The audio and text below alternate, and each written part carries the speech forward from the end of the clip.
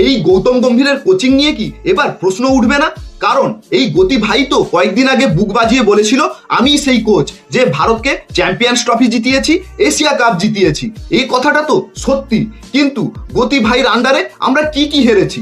27 বছর পর শ্রীলঙ্কায় আমরা ওয়ানডে সিরিজ হেরেছি, ঘরের মাঠে প্রথমবারের জন্য নিউজিল্যান্ডের কাছে 3-0 টেস্ট হেরেছি, 12 বছর পরে বর্ডার গাভাস্কর ট্রফি আমরা হেরেছি, প্রথমবারের জন্য ওয়ার্ল্ড টেস্ট চ্যাম্পিয়নশিপের ফাইনালে উঠতে ব্যর্থ হয়েছে টিম ইন্ডিয়া, অস্ট্রেলিয়াতে গিয়ে আমরা ওয়ানডে সিরিজ হেরেছি, ঘরের মাঠে সাউথ আফ্রিকার বিরুদ্ধে 2-0 টেস্ট সিরিজ হেরেছি, আর এখন রিসেন্ট নিউজিল্যান্ডের কাছে ঘরের মাঠে ওয়ানডে সিরিজ হার। এরপরেও কি কোচ গৌতম গম্ভীরের কোচিং নিয়ে প্রশ্ন উঠতে পারে না? কিন্তু কিছু করার নেই, 2027 পর্যন্ত এই গম্ভীরকেই আমাদেরকে কোচ হিসেবে মেনে নিতে হবে।